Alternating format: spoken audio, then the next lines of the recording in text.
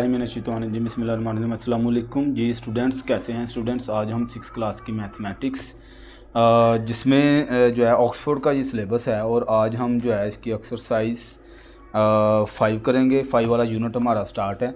इसमें सिर्फ एक ही एक्सरसाइज है और बहुत ही इम्पोर्टेंट एक्सरसाइज है। इसमें वो पहले सवाल में ही कह रहा है फाइंड दी रेशो। हमने रेशो जो है वो फाइंड करनी है। तो first of all what is ratio, तो उसके बारे में जो है थोड़ा सा देख लेते हैं। जस्ट इंट्रोड्यूस करवाना है आपको कि रेशो जो है वो क्या होती है। वैसे हमने पढ़ा हुआ है, देखा भी हुआ है, लेकिन थोड़ा सा बस मैं गाइड करूँगा। यहाँ पे देखें, ये लिखा हुआ है 5 is to 1 and the 1 is to 5 are called ratio. मतलब ये रेशो है। ये जो दो डॉट इसने लगाए हुए हैं, ये इस तरह से ये दो पॉइंट्स जो होते हैं इसको कहते हैं, ये रेशो का सिंबल है। ठीक है, याद रखिएगा, ये रेशो के लिए यूज़ होता है ये दो पॉइंट्स। ठीक है, तो कहता the colon is inserted between the two numbers, इसको कॉलन कहते हैं, ये जो कॉलन है। और denote the ratio 5 ratio 1 is read as 5 is to 1। ठीक है, वो कहते हैं इसको पढ़ने का तरीका क्या है, 5 इज़ टू 1। वैसे तो हम इसको डायरेक्ट भी पढ़ लेते हैं 5 रेशो 1। ठीक है, क्योंकि ये रेशो का सिंबल है इसलिए इसको रेशो पढ़ लेते होते हैं। ठीक है, इस तरह 1 रेशो 5 है तो इसको पढ़ते हैं as 1 is to 5, 1 is to 5, लेकिन हम ज़्यादातर इसको ऐसे ही पढ़ेंगे कि 5 रेशो 1। ठीक हो गया। बस ये था कि इन कोलन को हम कहेंगे रेशो। जस्ट इसको सिंप्लीफाई करने का मकसद है कि हमने इसको लोएस्ट फॉर्म तक सोल्व करना होता है। वो सोल्व कैसे करते हैं तो यहाँ पे मैं आप लोगों को बताता हूँ कि आपने किस तरह से इसको सोल्व करना है। ये देखिए मैंने इसको लिखा हुआ है। पहला ही हमारे पास पार्ट है। इसमें क्या करेंगे, सबसे पहले हम जो कोलन है जिसको हम रेशो कहते हैं वो लगाएंगे इनके दरमियान में एंड की जगह पे। देखिए मैंने 13 रेशो 39।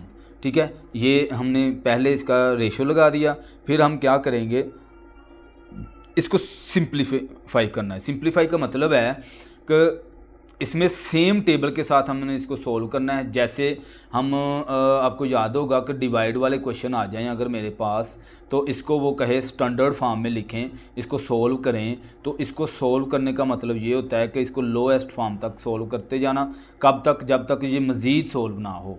ठीक है, जैसे 13 1 टाइम और 13 3 टाइम अगर करें तो ये मेरे पास सोल्व हो जाता है और स्टैंडर्ड फॉर्म इसकी क्या हो जाएगी, 1/3। अच्छा, ये बताने का मकसद है कि पीछे हमने इस तरह के सवाल में भी किए हैं जिसको स्टैंडर्ड फॉर्म में हम करते हैं। ठीक है, तो इस तरह से हम इसको भी करेंगे। इन दोनों को एक ही टेबल में हमने देखना होता है। एक टेबल देखें, अब ये 13 है, ये प्राइम नंबर है, ये किसी और के टेबल में नहीं आता है। ये 39 है, ये 3 के टेबल में आता है, लेकिन 3 कितने टाइम करें तो 13, यानी ये 13 जो है ये खुद के टेबल में 13 1 टाइम और ये जो है ये 13 के टेबल में। तो इसका मतलब ये हुआ कि इसको जो है हम 13 के साथ कट कर देंगे, या चाहें तो आप इसको इधर भी 13 जो है वो लिख दें, इधर 39 के साथ भी, लेकिन ऐसे करते नहीं हैं वैसे। तो इसको आप डायरेक्ट कट करके 13 लगा सकते हैं, इसको कट करके 1 टाइम। ठीक है, ये कट किया तो इधर आ गया 1 मेरे पास रेशो। जब इसको कट किया 3 टाइम तो ये मेरे पास 3 आ गया। ठीक है, इसके बाद हम जो है वहाँ यहाँ पे 1 रेशो 3, तो बस इसके आगे मज़ीद ये सोल्व नहीं होता, तो यही इसका आंसर हो जाएगा। ठीक है, सेकंड पार्ट देखेंगे तो सेकंड पार्ट में 42 है और 63 है। तो सबसे पहला काम हमने इनके दरमियान में रेशो लगाना है। ठीक है, ये रेशो लगा ली। अब आप लोग इसको सोल्व करेंगे तो सेम टेबल में करना है, यानी अगर छोटे टेबल में चेक करें तो ये 3 के टेबल में 3 2 ज़ार 3 1 ज़ार 3। ठीक है, 63 को 3 से डिवाइड करें ना अगर, तो ये होता है 3 2 ज़ार 6 3 1 21 3 टाइम होता है। और ये देखें, ये भी 21 के टेबल में है। ठीक है, 3 के टेबल में अगर इसको करते हैं 42 को 3 के साथ, 3 1 ज़ार 3 और 1 कैरी चला गया 3 4 ज़ार, तो ये भी 3 के साथ कट हो जाता है। तो दोनों को हम 3 के साथ डिवाइड करवा के कट करवा देंगे। तो ये 3 टाइम इसको करेंगे तो ये मेरे पास आ जाएगा 14, और इसको करेंगे तो ये मेरे पास आ जाएगा 21। ठीक हो गया। अब मज़ीद हमने इसको सोल्व करते जाना है, पहले स्टेप बाय स्टेप करके देख लेना है। ठीक है, ताकि आप लोगों को ये रट्टा ना लगे कि आपने किसके साथ कट करना है। हाँ, ये ज़रूर आप माइंड में रख लें चाहें तो कि इसको हाईएस्ट टेबल के साथ दोनों ही किस हाईएस्ट टेबल में आते हैं उसके साथ कट कर दें, लेकिन वो जानना थोड़ा सा हो सकता है आपके लिए मुश्किल हो जाए। इसलिए देखिए मैंने इसको भी 3 से कट कर दिया, इसको अलग से आपने सोल्व करके देख लेना है। ठीक है, ये आ गया। अब मज़ीद ये देखें, ये भी 2 के टेबल में, ये 2 के टेबल में नहीं है, ये 3 के टेबल में, ये 3 के टेबल में है, लेकिन ये 7 के टेबल में, ये भी 7 के टेबल में। तो ये 7 के टेबल में कितने बार, 2 बार, और ये 7 के टेबल में 3 बार। तो देखें इधर से मेरे पास 2 आ गया, इधर 3। ये मज़ीद अगर देखें तो ये 2 का टेबल है, ये 3 का, दोनों के टेबल अलग अलग हो गए हैं। तो यही मेरा आंसर होगा। वहाँ तक हम करेंगे जब आगे सोल्व नहीं होता होगा। ठीक हो गया। आगे जी इसका थर्ड वाले पार्ट में हम देखेंगे कि इसमें 48 है और 64 है। अब इन दोनों को अगर आप लोग देखें तो सबसे पहले हमने काम जो करना है वो है 64, इनको रेशो की शेप में लिखना। ये रेशो की फॉर्म में आ गए हैं। अब इसको देखें, 2 के साथ हम कट कर सकते हैं डायरेक्ट। आप किसी और टेबल से देख लें जिसके साथ आप इजीली समझ लें। ये देखें, ये 8 के टेबल में 8 8000 और ये भी 8 के टेबल में 8 6000। तो इसको कट करके आप लिखेंगे 8 रेशो इसको जो है आप 8 6000, ये होता है 8 6000 और ये 8 8000। देखें आगे मज़ीद ये दोनों ही एक टेबल में, ये 3 2 टाइम और ये भी 2 के टेबल में 4 2 टाइम। ठीक है, तो अब आगे यहाँ तक ये सॉल्व हो गया, तो ये मेरा क्वेश्चन आंसर हो गया। ठीक है, तो इस तरह से आपने इसको टेबल देखना है, सेम टेबल से कट करने हैं और क्वेश्चन सॉल्व होते जाने हैं जी। तो 4 वाला पार्ट इसका, तो इसमें देखें अब इधर पॉइंट आ गया है, इधर 8 है, तो कोई ऐसा इशू नहीं है। सबसे पहले हम इसका जो काम होता है वो करेंगे रेशो की फॉर्म में। इसका ऐसे करें कि इसका पॉइंट ख़त्म करवाएं, इधर 10 आ जाएगा। ठीक है, अब ये 64 है और ये 10 है, इसको आप ऐसा करवा दें। अब ये चूँकि ख़त्म करना है तो 10 के साथ इसको भी मल्टीप्लाई करवा दें, इसको भी करवा दें। तो जब ये 10 के साथ मल्टीप्लाई होगा, 10 मल्टीप्लाई 64/10 रेशो ये 10 मल्टीप्लाई 8।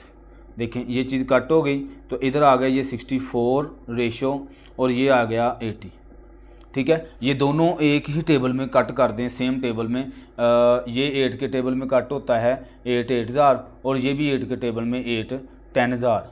ठीक है, तो इसको कट करके हम लिखेंगे इधर 8 8000 64 और इसको करेंगे तो 8 10000। ये मज़ीद दोनों अगर करें आप लोग तो इसको इस तरह से करेंगे कि ये 4 2000 और ये 5 2000, तो 4 रेशो 5। तो ये जो है लास्ट पे हमारे पास आंसर आ जाएगा। ठीक हो गया। नीचे मैंने क्वेश्चन लिख लिया हुआ था तो जगह कम थी। अच्छा जी, आगे है 5 वाला पार्ट। 5 वाले पार्ट में हमारे पास 36 kg एंड 80 kg। ठीक है, अब 36 को और ये दोनों केजी है, दोनों सेम रकमें हैं। तो सबसे पहला जो इसका काम है वो ये करना है कि आपने रेशो इसमें लगानी है। ठीक है, अब सेम टेबल में कट कर दें। ये जो है 6 के टेबल में और ये 6 के टेबल में कट 6 1 6 नहीं, 6 के साथ टेबल में नहीं होता। तो ये हमारे पास 4 के टेबल में और 4 के टेबल में ये हो जाएगा। ठीक हो गया। तो हम इसको 36 / 4 80 / 4 ऐसे भी आप लोग कर सकते हैं ताकि आपको दोबारा भी याद रह जाए बात। अब ये देखें, ये कट होगा तो मेरे पास आ जाएगा 9 आ जाएगा और ये कट होगा 8 2000 4 2000 8 और 0। तो इधर से मेरे पास आ गया 9 रेशो, इधर से आ जाएगा 20। ठीक है, अब देखें मज़ीद दोनों जो है ये 20 है, ये 9 है, ये दोनों ही सेम टेबल में आते ही नहीं हैं। ठीक है, ये 2 के टेबल में आ सकता है, 5 के टेबल में है, 4 के, लेकिन ये किसी 3 के टेबल में है, ये 3 के टेबल में नहीं है। तो यही मेरा आंसर हो जाएगा। ठीक हो गया। आगे जी इसका 6 वाला पार्ट। 6 वाले पार्ट में भी यही काम हमने करना है। ये 27 है, रेशो 63 है। ठीक हो गया। दोनों सेम टेबल में कट करवा दें। 27 को 3 से डिवाइड करवा दें और इसको भी 3 से डिवाइड करवा दें। ठीक है, ये 3 9 टाइम 27 और ये 3 2 टाइम और 3 1 21। तो 9 रेशो 21 आ जाएगा। ठीक हो गया। आगे मज़ीद अगर आप इसे करते हैं तो इसमें हमारे पास ये 3 के टेबल में, ये भी 3 के टेबल में, ये 3 3 are 9, इसको 3 से डिवाइड करवा दें और इसको भी 3 से डिवाइड करवा दें। 3 7 are और 3 3 are, तो आंसर आ गया 3:7। तो इस तरह से हमारा क्वेश्चन सोल्व हो गया। इसको रट्टा नहीं लगाना, इसको समझना है, समझ के फिर करना है। ठीक हो गया जी। तो आगे हमारे पास है इसका 7 वाला पार्ट। इसको सोल्व करेंगे तो हमारे पास ये देखें 4 डजन और 3 डजन हमारे पास इजीली रकमें हैं 4 और रेशो 3। ठीक है, अब ये 3 है और ये 4 है, तो इसको अगर आप लोग गौर करें तो यही इसका आंसर होगा। आगे ये मज़ीद सोल्व नहीं हो सकता क्योंकि 4 और ये 3 दोनों जो है अलग अलग टेबल में है, तो बस इसको आगे सोल्व नहीं करेंगे, यही इसका आंसर हो जाएगा जी। तो आगे हमारे पास 8 वाला पार्ट, इसमें देखें 60 है रेशो 60 सेंटीमीटर है और इधर है 3 मीटर। ठीक है, ये यूनिट मुझे साथ लिखने पड़े हैं। इसकी वजह ये है कि एक तरफ सेंटीमीटर है और दूसरी जो है वो मीटर में है। तो हम ऐसा करेंगे, या तो सेंटीमीटर को मीटर बना लेंगे या फिर मीटर को सेंटीमीटर। तो मुझे लगता है कि मीटर को सेंटीमीटर बना लेते हैं क्योंकि इसको मल्टीप्लाई करेंगे हम 100 के साथ। आपको याद है, इधर हिंट लिख लें कि 1 मीटर इक्वल टू 100 सेंटीमीटर। ठीक है, ये आप लोग इसको याद रखें। 1 मीटर में 100 सेंटीमीटर होता है। ठीक हो गया, तो इसलिए मैं मीटर को सेंटीमीटर बनाने के लिए 100 से मल्टीप्लाई करूँगा, तो ये हो जाएगा 60:300।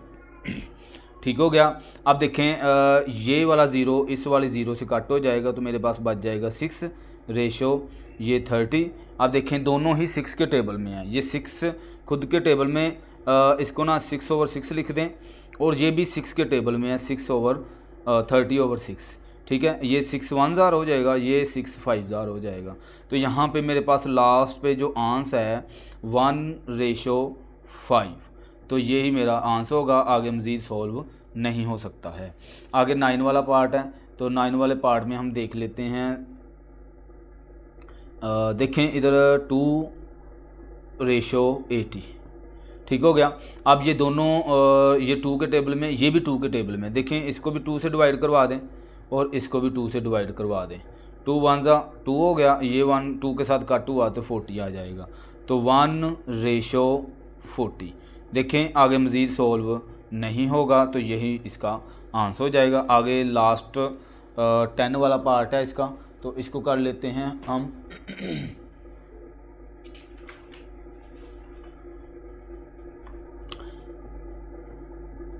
0.5 मीटर है, रेशो 75 सेंटीमीटर है। ठीक हो गया। तो मैंने अभी सवाल हल किया है। हमने ये 75 सेंटीमीटर, इसको सेंटीमीटर बना लेते हैं। 0.5 मल्टीप्लाई 100 करवा देंगे। ठीक है, 75। अब 0.5 को 100 से मल्टीप्लाई करवाएं, या फिर इसका पॉइंट भी ख़त्म करवा लें। ये 0 इस 0 से कैंसिल हो जाएगा। 10 को 5 से मल्टीप्लाई करवा दें तो 50 हो जाएगा इधर। ठीक है, और ये 75 वैसे का वैसा ही हो जाएगा। अगर आपको ये चीज़ नहीं समझ आई तो आप ऐसा कर सकते हैं कि 100 ऊपर रखें, 0.5 इधर रख के मल्टीप्लाई करवा दें। ये सबको ही आता है मल्टीप्लाई। 0 0 0 0 0 5 और 0 1 के बाद पॉइंट है, तो ये देखें। अब ये वाला 0 हम गिनती नहीं करेंगे, ये ख़त्म करवा दें चाहें तो। ये देखें 50 बच गया, ये मैंने 50 ही लिखा था इधर। ठीक हो गया। अब दोनों सेम हो गई है, ये सेंटीमीटर है और ये 20 सेंटीमीटर है। दोनों 5 के टेबल में डिवाइड करवा देते हैं, 5 के साथ, इसको भी 5 के साथ। तो 5 1 ज़ा 5 और 5 10 0 वैसे ही। ये 5 1 ज़ा 5 5 5 ज़ा 25। इधर आ गया 10:15। ठीक है, अब मज़ीद अभी भी ये दोनों 5 के टेबल में कट होते हैं, तो ये ओवर 5 लिखें और इसको भी ओवर में 5 लिखें। 5 2 ज़ा 10, 5 3 ज़ा 15, तो 2:3। तो ये मेरे पास इसका आंसर हो गया। ठीक है जी। तो आगे हमारे पास है क्वेश्चन नंबर 2। क्वेश्चन नंबर 2 में जो है हम N alloy contains 13.5 grams of the copper and 4.5 grams of zinc. ये दो चीज़ें हमें दी गई हैं, कॉपर और जिंक दिया गया है और उनके पॉइंट्स ग्राम बता दिए गए हैं। क्या कहता है, फाइंड दी रेशो। तो इनके दरमियान में हमने रेशो बतानी है कॉपर टू जिंक। ठीक हो गया, बहुत ही आसान, सिर्फ स्टेटमेंट पढ़ना लाजमी था, इसलिए मैंने ये आप लोगों को पढ़ाई है। तो आप लोगों ने क्या करना है, ये देखिए मैंने कॉपर लिखा और जिंक, इनके दरमियान में रेशो ही फाइंड करनी है, कोई बड़ी बात नहीं है, कोई मसला नहीं है इसमें। ठीक है, तो आप लोग इसे सॉल्व कैसे करेंगे, सबसे पहले इनके पॉइंट्स ख़त्म करवा दें। पॉइंट ख़त्म किया तो पॉइंट के बदले में देखें 1 आ गया और आगे जितनी भी है उसका 0 आ जाता होता है। ठीक है, इधर भी ऐसे ही करवाएं, पॉइंट के बदले में 1 आ गया और आगे जितनी भी रकम है उसका 0 आ गया। अब देखें ये वाला 10 इस 10 से कैंसिल हो जाएगा, तो मेरे पास बच जाएगा 135 रेशो 45। ठीक हो गया। अब दोनों ही 5 के साथ कट होते हैं, तो इसको भी 5 से डिवाइड करवा दें और इसको भी 5 से डिवाइड करवा दें। सॉरी 5 लिखना था, 3 लिख दिए हैं। अच्छा जी, अब ये डिवाइड करवाएंगे, 5 2 10 और 5 7 20, और ये 5 के साथ कट करवाएंगे तो 9 5 45 होता है। तो इससे हमारे पास जो रकम बच गई है वो ये और इधर से 9। ठीक है, अब दोनों ही मज़ीद देखें तो ये 9 के टेबल में आता है और ये भी 9 के टेबल में है, तो इसको भी 9 से डिवाइड करवा दें और इसको भी 9 से डिवाइड करवा दें। ठीक है, तो ये 9 3 27 और ये 9 1 9। ठीक है, तो इधर से मेरे पास बच गया है 3 रेशो 1, इस साइड से 1 बच गया है, तो ये मेरा आंसर हो गया। इस तरह से हमने सवाल को सोल्व कर लेना है। ठीक हो गया। आगे इसका जो है हम क्वेश्चन 5 है वो देख लेते हैं। सॉरी 5 कह रहा हूँ, 3 वाला क्वेश्चन है। तो 3 वाले क्वेश्चन, ये वाला क्वेश्चन हम कर रहे हैं आगे। कहता Waheeda purchased 8 text books each costing ₹12 and 4 story books each costing ₹9। अब यहाँ पे कहता है कि वाहिदा है उसने ना कितनी 8 किताबें ख़रीदी हैं टेक्स्ट बुक, और एक टेक्स्ट बुक का जो रेट है ना ईच बुक है उसका 12 रुपये की एक बुक है। ठीक है, और 4 उसने ना स्टोरी बुक ख़रीदी है। ठीक है, कोई कहानी वाली बुक होगी कोई ना कोई, और उसकी एक बुक का जो रेट है ना वो 9 रुपये है, और जो टेक्स्ट बुक है उसका 12 रुपये है एक बुक का। तो 8 किताबों का कितना हो जाएगा, हम 8 को 12 से मल्टीप्लाई करवा दें इस तरह से।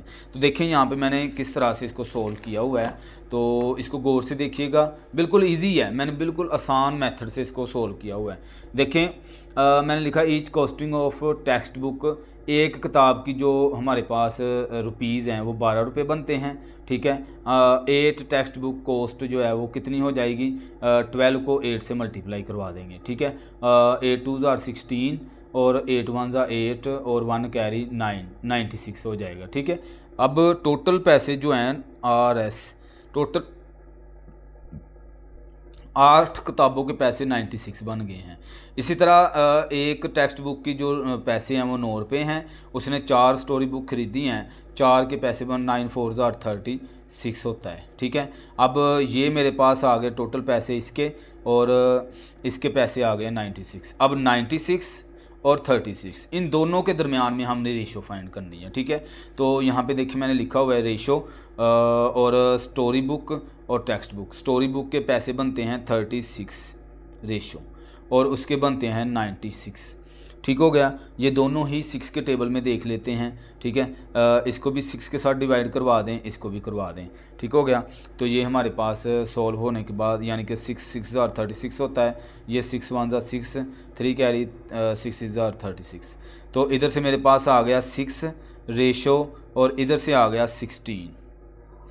ठीक हो गया, अब ये दोनों रकमें आ गई हैं। मज़ीद दोनों देखें तो ये भी 2 के टेबल में है, ये भी 2 के टेबल में, ये 2 के टेबल में 3 2s और ये 2 के टेबल में 8 2s। ठीक है, आगे इसको मज़ीद करना चाहें तो आगे मज़ीद सोल्व नहीं होता, क्योंकि ये 8 का टेबल है, ये 3 का है, तो सोल्व नहीं होगा। तो इस तरह से हमारा क्वेश्चन सोल्व हो गया जी। क्वेश्चन नंबर 4 देखेंगे। Samina spends 3/4 of her pocket money to buy chocolate and the rest to purchase a chewing gum. Find the ratio of the amount spent on chocolate and spent on chewing gum. अब वो एक हमारे पास ना spend कर रही हैं पैसे 3/4। मैंने पीछे भी क्वेश्चन करवाए थे, तो 3/4 का मतलब बताया था 3/4। ठीक है। और इधर उसने पैसे इसके लिखे हैं च्युइंगम के, कितने लिखे हैं, to buy chocolate and rest to purchase chewing gum, ठीक है। तो च्युइंगम में देखें एग्जांपल अगर मैं यहाँ पे बताऊँ 3/4 है, इसका मतलब ये है कि इसके पास ना 400 रुपीज़ थे। अच्छा बात को समझना है, ये 3/4 का मतलब यही है कि इसने फिर इसमें से 3/4 मतलब 300 की उसने क्या ली है चॉकलेट, और च्युइंगम जो है उसका बाकी कितना बच गया, 400 में से 100, ठीक है, 100 बच गया है। तो आप लोग क्या करेंगे, इसको इस तरह से लिखेंगे कि मनी स्पेंड 3/4 ऑन चॉकलेट के लिए उसने 3/4 रुपीज़ जो है वो खर्च किए हैं, मतलब 400 में से 300 रुपये चॉकलेट में खर्च कर दिए हैं। जो बाकी बचते हैं, अब बाकी हमने खुद यहाँ पे देखना है, उसने लिखा नहीं हुआ, मैंने इसको दोबारा से जब पढ़ा है तो नहीं पता चल रहा था, लेकिन रेस्ट टू परचेज उसने कहा जो बाकी बचते हैं वो पैसे मतलब 100 रुपीज़ बचते हैं, उसमें से 400 में से 4 का मतलब 400 है, उसमें से 100 बचते हैं, तो उसकी उसने च्युइंगम ली थी, ठीक है। तो ये दोनों रेशो जो है हमारे पास बन गई है। अब इनके दरमियान में हमने जो है वो रेशो फाइंड करनी है, ठीक है ना। देखें चॉकलेट है वो 3/4 है, और रेशो ये कितनी है 1/4, ठीक है। अब ये वाला 4 इस वाले 4 से कैंसिल हो जाएगा, तो इधर से बच जाएगा 3/1, ठीक है। तो बस आगे देखें, गौर करें तो सोल्व होता ही नहीं है, तो यही मेरा आंसर हो जाएगा, ठीक हो गया। बस स्टेटमेंट को गौर से आपने एक बार पढ़ लेना है और समझ लेना है, ठीक है। आगे जी हमारे पास इसका क्वेश्चन नंबर 5 हो जाएगा। यहाँ पे देखिएगा क्वेश्चन नंबर 5 में वो कहता है इन 70 litre of a mixture of milk and water, कहता है पानी और दूध का मिक्सचर बनाया हुआ है, मतलब आपको पता होगा कि दूध जो है वो प्योर नहीं होता है, उसमें पानी लाजमी मिलावट होती है पानी की, ठीक है ना। तो वो कहता है टोटल पानी मिलाकर और दूध मिलाकर ना इतना लीटर दूध बनता है, 70 litres. The amount of pure milk is 56 litres, pure milk भी है वो कितना है 56 लीटर। कहता find the ratio of milk to water, इन दोनों के दरमियान में हमने रेशो बतानी है। तो अब देखें यहाँ पे मेरे पास जो पानी मिला दूध है वो भी है और प्योर दूध भी है। तो देखिए मैं इसको किस तरह से यहाँ पे आप लोगों को जो है वो समझाऊँगा। आप लोगों ने क्या करना है, जो total mixture of milk and water है वो हमारे पास बनता है 70 लीटर, ये टोटल जो है हमारे पास दूध बनता है, ठीक है। और इसमें प्योर मिल्क जो है वो 56 लीटर है, ठीक है ना। मैंने क्या किया कि पानी मैंने इसमें से निकाल लिया है। अच्छा क्यों निकाला है, क्योंकि उसने हमें कहा है कि भाई मिल्क टू वाटर, इन दोनों के दरमियान में उसने रेशो हमसे पूछी है, ठीक हो गया। इसलिए मुझे चूँकि पानी तो उसने नहीं बताया हुआ, लेकिन ये ज़रूर बताया है कि इसमें जो प्योर दूध है, एक नंबर जो दूध है जिसमें पानी नहीं है वो मेरे पास 56 है, और जिसमें पानी मिलाया हुआ है वो 70 लीटर है। तो इन दोनों में से मैं ऐसा करूँगा कि जो मिक्सचर मेरे पास है पानी और दूध का वो 70 है, इसमें से 56 निकाल दूँगा, तो मेरे पास जो है 14 लीटर वाटर बन जाएगा, ठीक है। पानी हमारे पास इसमें 14 लीटर जो है वो पानी इसमें उसने ऐड किया हुआ है, ठीक हो गया। अब जो है हमारे पास ये आंसर आ जाएगा। अब इधर हम जो है प्योर मिल्क है 56 और पानी है मेरे पास 14, ठीक है। इन दोनों के दरमियान में रेशो फाइंड कर लेते हैं। इसको भी 2 से डिवाइड करवा दें, इसको भी करवा दें, तो ये हो गया 7,000 और ये 2 2 4 और 8 2 16, तो यहाँ पे 28:7 ये आ जाएगा। अब दोनों मज़ीद 7 4 28 होता है, तो इसको भी 7 से डिवाइड करवा दें, इसको भी करवा दें, तो ये हमारे पास 4 टाइम हो जाएगा, ये 1 टाइम हो जाएगा, तो 4:1 ये आंसर मेरे पास आ जाएगा। तो इस तरह से हमारा क्वेश्चन नंबर 5 भी कंप्लीट हो जाएगा जी। तो आगे हमारे पास है क्वेश्चन नंबर 6। क्वेश्चन नंबर 6 को अगर आप देखें तो यहाँ पे ना उसने कहता है हम Ahmed earn ₹5400 in a month and spends ₹4500, find the ratio। वो कहता है जितना वो स्पेंड करता है, मतलब उसका जो खर्चा है, जिसको एक्सपेंडिचर भी कहते हैं, उसके जो अखराजात है वो है 4500 रुपये के, और उसकी जो महीने की तनख्वाह है वो है कितने हैं 54। ये पता नहीं कोई इतनी कम। अच्छा, फाइंड दी रेशो। अब हमने रेशो फाइंड करनी है किस किस की। उसने ना इसके 3 पार्ट्स हमें बताए हैं, 1 2 3। तो इसमें वो कहता है his income and expenditure, his expenditure to saving, his income and his saving. हमने इन दो चीज़ों के दरमियान में रेशो फाइंड करवानी है, ठीक है। तो टोटल देखें आपने इसको करना कैसे है। ये देखें यहाँ पे मैंने लिखा हुआ है, हमारे पास जो इनकम है इसकी टोटल वो 5400 रुपीज़ हैं, और इसके जो एक्सपेंडिचर है वो है 4500। ठीक हो गया। अब हमारा पहला क्वेश्चन है कि हिज इनकम कितनी है 54, हिज एक्सपेंडिचर वो कितने हैं 45। यहाँ पे देखिए मैंने इनकम, रेशो, एक्सपेंडिचर इन दोनों की वैल्यूज़ भी लिख ली। तो इनको अब हमने सोल्व करना है। सोल्व देखें, ये 3 ज़ीरो इन 3 ज़ीरो से कैंसिल हो जाएंगे, पीछे बच जाएगा मेरे पास 44 और इधर से 54 और इधर से 45। ठीक हो गया। अब मज़ीद इन दोनों को कट करके देखेंगे। मज़ीद ये 3 के साथ कट करवा दें और ये भी 3 से कट करवा दें, ठीक है। ये कट करवाया, 3 1 ज़ा 3, 3 8 ज़ा 24, और ये भी कट करवाएं तो 15 3 ज़ा। तो इधर से मेरे पास जो है वो 18 बच गया रेशो, और इधर से बच गया 15। ठीक हो गया। अब ये दोनों मज़ीद फिर 3 के टेबल में है, ठीक है। ये 3 के टेबल में कट होगा 6 3 टाइम, और ये 3 के टेबल में 5 टाइम। ठीक हो गया।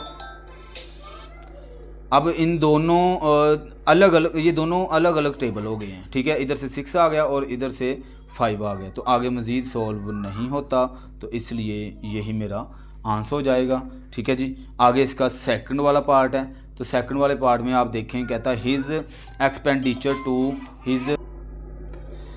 तो अब यहाँ पे एक सवाल है कि सेविंग जो है, वो जो पैसे सेव कर रहा है अपने उनमें से, पैसे उसमें से निकाल के, वो हमें पता नहीं है, ठीक है।